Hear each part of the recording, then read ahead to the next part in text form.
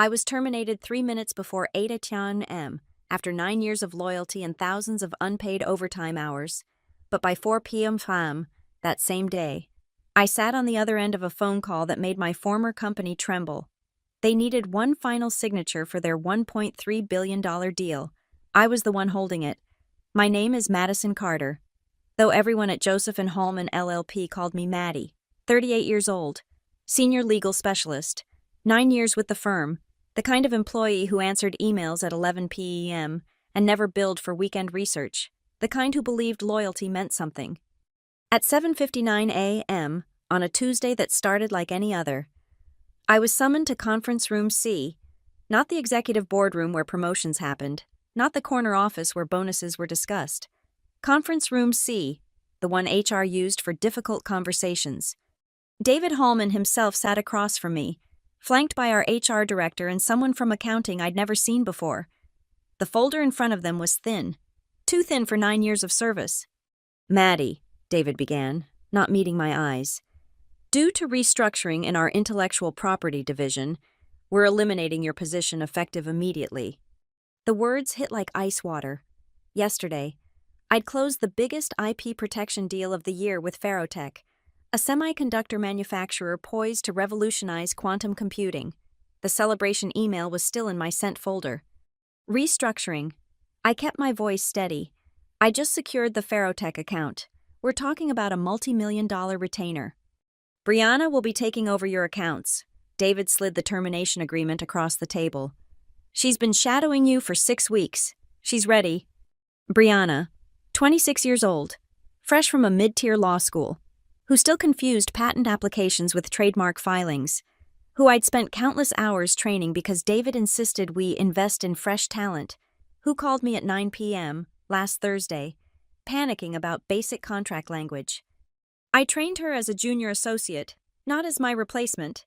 The anger was building, but I wouldn't give them the satisfaction of seeing it. "The decision is final." The HR director's voice was rehearsed, empty. "We need you to sign this separation agreement. It includes 2 weeks severance and continuation of health benefits through the end of the month." 2 weeks, 9 years, and they offered 2 weeks. What about my pending deals? The Ferrotech implementation, the Virexon partnership that launches. All materials and client relationships remain property of the firm. David finally looked at me, and I saw it clearly. This wasn't about restructuring. This was about money. My salary versus Brianna's. My experience commanding higher fees versus her willingness to work for a third of my rate. "We need your laptop, company phone, and access badges." The accountant spoke for the first time, already holding a cardboard box. They'd come prepared. I signed the paper. What choice did I have? But as I handed over my laptop, I remembered something they didn't know, something that would matter in exactly 8 hours and 1 minute. Security escorted me out. No goodbye to my team. No chance to retrieve personal items from my desk. 9 years reduced to a silent walk through the lobby I'd entered thousands of times. Past the reception desk where Maria always saved me the good coffee. Out onto 6th Street where Austin's morning heat was already building. I didn't cry. I didn't scream. I didn't call anyone. I just remembered. The Ferrotech deal had a peculiarity. Their general counsel, Patricia Wong, had insisted on a specific authentication process. The final partnership memorandum with Virexon, the cornerstone of a $1.3 billion semiconductor technology transfer, required personal verification from the legal architect who drafted the original framework. Not the firm, not the department, the individual. That individual was me. And the deadline was 4 p.m. today. They thought they were saving money, replacing experience with youth, loyalty with convenience. They calculated the cost of my salary against Brianna's inexperience and decided the math worked in their favor. They were about to learn they'd miscalculated. The drive home took 12 minutes. 12 minutes of gripping the steering wheel while my mind raced through 9 years of late nights, rushed dinners, canceled vacations, all for a company that discarded me like outdated software. I lived in a modest duplex in South Austin. Nothing fancy but mine. The mortgage payment I'd never missed. The home office I'd set up with my own money because the firm's VPN was temperamental after hours. My personal laptop sat where I'd left it on Sunday night. still logged into my private cloud storage. I opened it with steady hands and navigated to a folder labeled Archive Prelims. Inside were dozens of initial drafts, research notes, and framework documents I'd created over the years, my safety net, though I'd never imagined needing it. There it was, Ferrotech Commercial Terms Draft V1.docx, created 3 months ago at 11:47 p.m. on a Sunday. According to the timestamp, I remembered that night clearly. The firm's document management system had crashed again. Patricia Wong needed the preliminary framework by Monday morning for their board meeting, so I drafted it on my personal laptop, using my own subscription to legal research databases. The document was 23 pages of meticulously crafted legal architecture. Every clause, every definition, every protective measure designed to facilitate Ferrotech's revolutionary quantum computing chip transfer to Virexon's manufacturing facilities. The kind of work that took 19 years of experience to create, not 6 weeks of shadowing. I opened the file properties, created by Madison Carter, not Joseph and Hallman LLP, not on company time, not using company resources, mine. The Texas Uniform Trade Secrets Act was clear on this point. Intellectual property created outside the scope of employment, without company resources, remained the creator's property unless explicitly assigned. I'd never signed an assignment for this document. Why would I? It was supposed to be a preliminary draft, replaced by the firm's official version. Except the official version never came. The firm had been too busy, too understaffed, ironic, considering they just proved they could eliminate positions at will. So my preliminary draft became the foundation of the entire deal structure. Patricia had even commented on its elegance during our last call. My phone buzzed, a text from Patricia Wong herself. Maddie, trying to reach you at the office. Brianna says you're not available. We need your verification by 4 p.m., as discussed. This is critical. I didn't respond, not yet. Instead, I pulled up the email chain from 6 weeks ago. Patricia's message was unambiguous. Given the sensitivity and complexity of this framework, Virexon requires personal attestation from the drafting attorney, not a firm representation individual verification of authenticity and intent. This is non-negotiable. At the time, it seemed like typical big deal paranoia. Now it looked like providence. Another text from Patricia. Maddie, please confirm receipt. The Virexon team is flying in from New York. Without your verification, they won't sign. I leaned back in my chair, the leather creaking in the silence of my home office. Outside, a mockingbird ran through its repertoire, indifferent to the corporate drama unfolding. They needed me, not the firm, not Brianna with her 6 weeks of shadowing, me. I opened my email and began typing a response to Patricia. Professional, precise, devastating. Patricia, I am no longer with Joseph and Hallman as of 7:59 a.m. this morning. I understand you need verification for the framework document. As the intellectual property in question was created outside my employment scope using personal resources, I retain certain rights. I'm happy to discuss providing the required verification in my capacity as an independent legal consultant. Please have your team contact me directly at this email address. Send. Then I did something I'd never done in 9 years of constant availability. I turned off my phone, made a cup of tea, and sat on my back porch. The Texas sun was climbing toward its brutal noon peak, but under the oak tree I'd planted my first year in this house, the shade was perfect. They thought they owned everything, every idea, every late night, every moment of brilliance that had built their reputation. They thought Brianna could simply step into my shoes because she'd watched me work for 6 weeks. They were about to discover the difference between watching and understanding, between copying and creating, between an employee and the architect of their biggest deal of the year. The mockingbird sang on, and I smiled for the first time since 7:59 a.m. At 10 a.m. sharp, I turned my phone back on. 23 missed calls, 41 text messages. The panic was palpable even through the digital screen. The first voicemail was from David Hallman himself. His tone drastically different from 3 hours ago. Maddie, there seems to be some confusion. Please call me immediately. We need to resolve this Ferrotech situation. The second was Brianna, her voice shaking. Maddie, I'm so sorry to bother you, but I don't understand Section 12.4 of the memorandum. Patricia keeps asking about the underlying logic, and I don't know what she means. Could you please just explain it quickly, please? By the fifth voicemail, the facade had crumbled entirely. Madison, this is David. We're prepared to discuss a consulting arrangement. The Virexen team is here. Call me back, now. I selected Brianna's number and tapped call. She answered before the first ring finished. Oh, thank God. Maddie, I'm so sorry about this morning. I had no idea. Brianna, I interrupted, keeping my voice professionally neutral. I'm no longer an employee of Joseph and Hallman. Any questions about firm business should be directed to David or the senior partners. But I don't understand the framework Patricia keeps asking about the reciprocal indemnification structure and how it interfaces with the technology transfer protocols. And there's something about a poison pill clause that I can't even find. I'm sure you'll figure it out. After all, you've been shadowing me for 6 weeks. That should be more than sufficient. I paused, letting the words sink in. However, if the firm requires my expertise, they're welcome to contact my attorney about establishing a consulting agreement. Goodbye, Brianna. I ended the call and immediately received another, David Hallman. I let it go to voicemail. Instead, I called my lawyer, Robert Tesler, who'd helped with my house closing 5 years ago. Within 30 minutes, he'd confirmed what I already knew: the preliminary draft was mine, created outside employment scope, and I had every right to condition its verification on appropriate compensation. How much are we talking about here? Robert asked.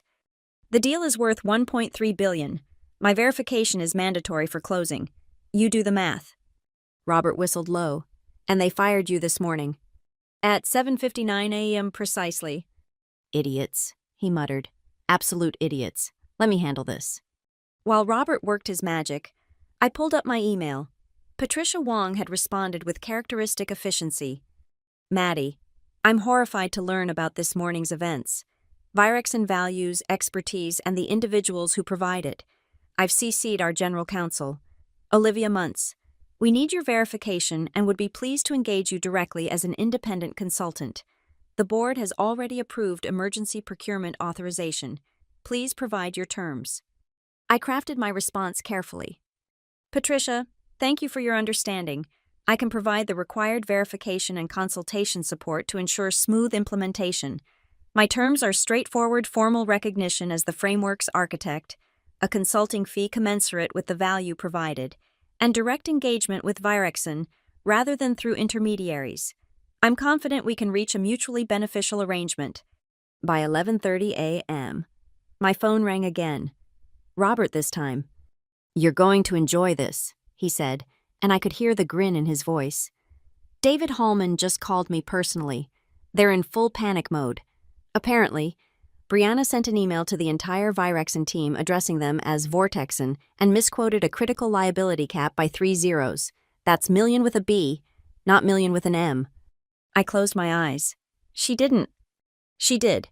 Patricia Wong is reportedly reconsidering the firm's competence. Direct quote from David's assistant, who called my assistant begging for your number. What did you tell them? That my client is considering all options and will respond by 2 p.m. Let them sweat a little longer. I made another cup of tea and returned to my porch. The mockingbird had been joined by a cardinal, their songs intertwining in the oak branches. 9 years of loyalty, dismissed in 3 minutes. But now, in the span of a morning, the power dynamic had completely reversed. They thought they were saving money. They thought experience was replaceable. They thought 6 weeks of shadowing equaled 9 years of expertise. They thought wrong. My phone buzzed with another email from Patricia. Maddie, Virexen is prepared to offer a direct consulting agreement. Olivia will call you shortly to discuss terms. We value your expertise and want to ensure this deal closes successfully. I smiled at the screen. At 7:59 a.m., they decided I was expendable. By noon, they were learning exactly how wrong they'd been. The cardinal sang louder, as if in approval. The morning's humiliation was transforming into afternoon's vindication, and the best part, this was completely legal, entirely professional, and absolutely devastating. I had 3.5 hours until the 4 p.m. deadline. Plenty of time to negotiate the consulting fee I deserved. At 12:15 p.m., Olivia Muntz called. I recognized her voice from the few conference calls we'd shared. Sharp, direct, no nonsense. Exactly the kind of general counsel you'd expect at a company preparing to invest over $1 billion. Madison, I'll cut straight to the point, she began. We've reviewed the situation. The documentation Patricia mentioned is concerning. Are you confirming you personally created the framework document outside of your employment? I'd prepared for this question. Yes, I drafted the initial framework on a Sunday evening using my personal equipment and resources when Joseph and Hallman's systems were down. I have the metadata to prove it: timestamps, IP addresses, system information. Everything shows creation on my personal devices, outside office hours, with no firm resources involved. I see. Papers rustled in the background. And this framework is the foundation of the current deal structure. Every major provision in the final memorandum traces back to my original architecture: the reciprocal indemnification structure, the technology transfer protocols, the milestone-based payment system I designed, all of it. Olivia was quiet for a moment. Madison, I've just finished a rather illuminating call with your former firm. It seems there's been some confusion about the memorandum terms. Something about Vortexan. I'm not aware of any company called Vortexan in this deal. Neither are we. Yet that's how Ms. Brianna Hutchinson addressed our CEO in an email 45 minutes ago. She also seems to believe our liability cap is $3 billion rather than $3 million. I winced, even for Brianna. That was catastrophic. I see. No, Madison, I don't think you do. Olivia's voice hardened. We're 90 minutes from a planned signing ceremony. Our board members flew in from New York, Tokyo, and London. Ferrotech's entire executive team is sitting in a conference room, and the person your former firm assigned to this deal doesn't know the difference between our company name and a fictional entity. What do you need from me? Everything, Olivia said simply. We need you to verify the framework's authenticity, walk our team through the implementation protocols, and ensure this deal closes without further embarrassment. Are you available to join us as an independent consultant? I am. Shall we discuss terms? Name them? I took a breath. This was the moment. $2 million for complete verification and implementation support through closing, recognition in all deal documentation as the framework's architect, direct engagement with Virexan, not through Joseph and Hallman. Silence, then done. I'll need that in writing. You'll have it in 15 minutes. Madison, can you be at Joseph and Hallman's offices by 3 p.m.? I understand the optics might be uncomfortable for you, but I'll be there, I interrupted. This is business. Good. One more thing. Patricia mentioned something about a poison pill provision that Brianna couldn't locate. Should we be concerned? I smiled. It's in Section 47, subsection C. It prevents any party from making material modifications without the original architect's approval. I included it to protect the deal's integrity. And you're the original architect? I am. Brilliant. For the first time, Olivia sounded genuinely impressed. We'll see you at 3. After we hung up, I sat in my home office, staring at the consulting agreement that arrived exactly 15 minutes later. $2 million. Recognition. Vindication. My phone rang again. David Hallman. Madison, please, we need to talk. We're talking. This is unnecessary. You were let go as part of a standard restructuring. David, I interrupted, we both know why I was terminated. You calculated that Brianna at a third of my salary was a bargain.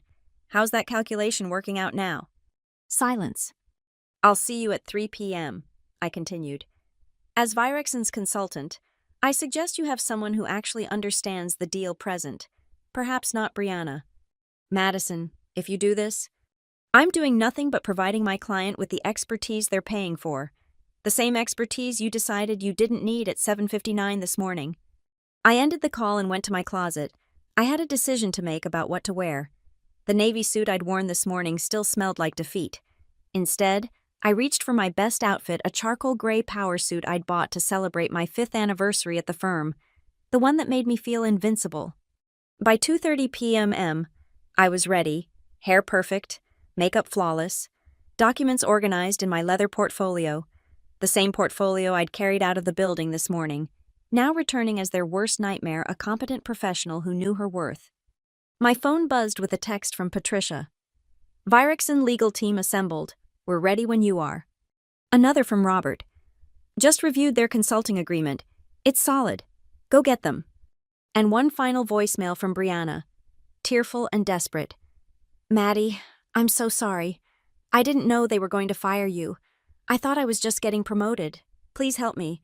I don't understand any of this. I deleted it without listening to the end. She'd wanted my job. Now she had it, along with all the responsibilities she wasn't prepared to handle.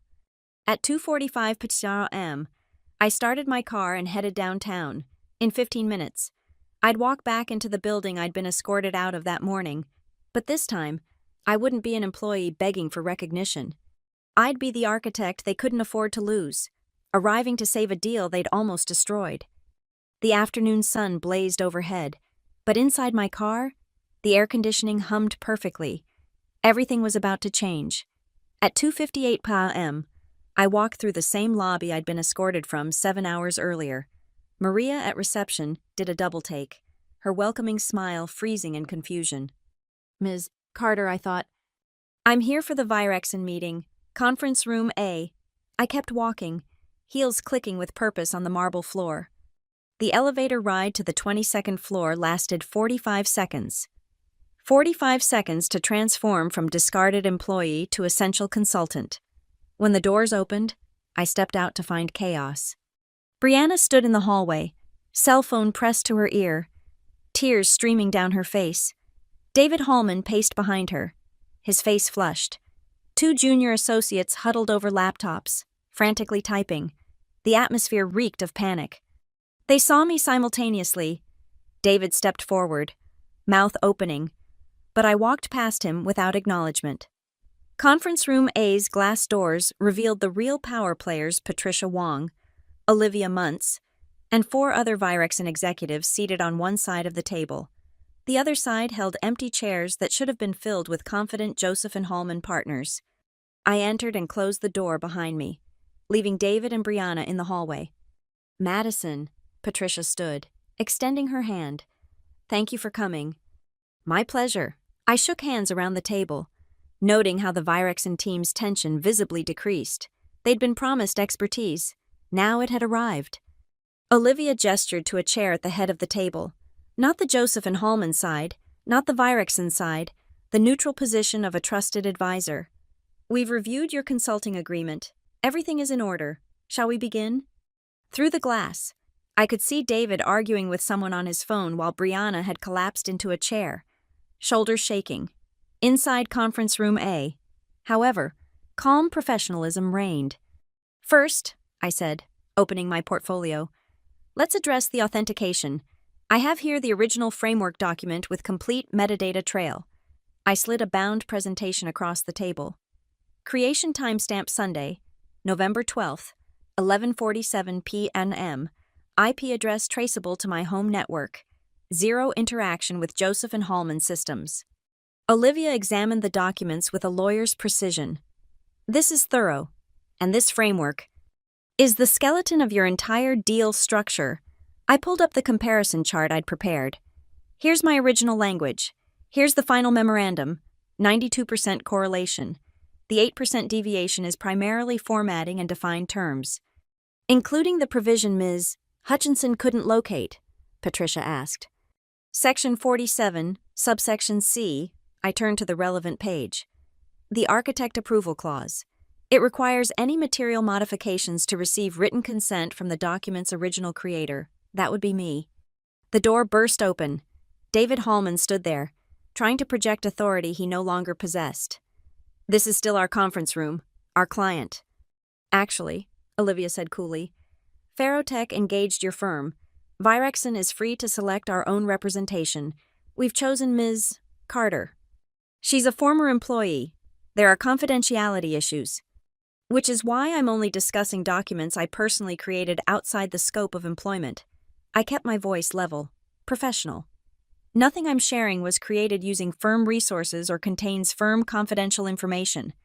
David's face darkened. Madison, be reasonable. We can work this out. We did work it out. At 7:59 this morning, you decided my services were no longer required. Virexon disagrees. If I may, Patricia interjected, looking at David with barely concealed disdain. We have 37 minutes until our 4 p.m. deadline. Every minute you spend arguing is a minute closer to this deal dying. Is that what you want? Through the glass, I saw two more senior partners rushing down the hallway. The cavalry, arriving too late. Perhaps, Olivia suggested, Joseph and Hallman should focus on preparing their components while Ms. Carter handles hers, unless you'd prefer to explain to Ferrotech why their billion-dollar deal collapsed, because you tried to save money on talent. David retreated, but not before shooting me a look of pure venom. I turned back to the Virexon team, pushing aside the morning's humiliation to focus on the task at hand. Now, I continued, let's review the implementation timeline. There are 3 critical checkpoints. For the next 25 minutes, I walked them through every nuance, every protection, every carefully crafted provision that would govern their billion-dollar investment. The Virexon executives took notes, asked intelligent questions, and nodded with increasing confidence.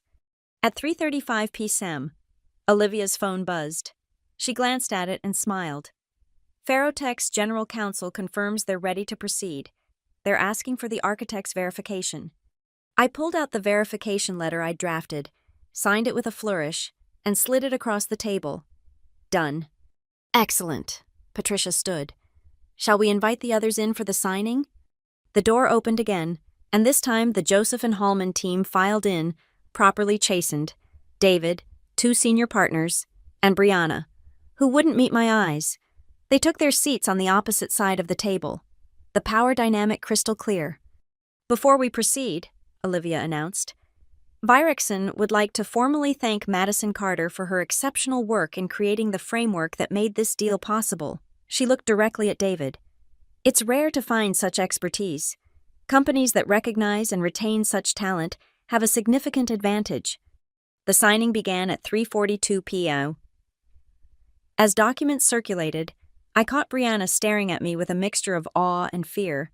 She was seeing, perhaps for the first time, the difference between having a title and having the knowledge to back it up. At 3:58 p.m., the final signature was placed. The deal was done. $1.3 billion, secured by the framework I'd created on my own time, validated by my expertise they'd tried to discard. As the Virexon team stood to leave, Olivia paused beside my chair. Madison, we'll be in touch about future opportunities. Virexon values real expertise. One by one, they shook my hand and filed out, leaving me in the conference room with my former colleagues. The silence stretched until David finally spoke. I hope you're satisfied. I gathered my papers slowly, deliberately. I'm professionally satisfied that my client's interests were protected. If you're asking whether I'm personally satisfied, I stood, smoothing my charcoal suit. Ask me again when you calculate how much my termination just cost you. I walked out, leaving them to contemplate the mathematical difference between my annual salary and the $2 million Virexon had just paid for a single afternoon of my expertise.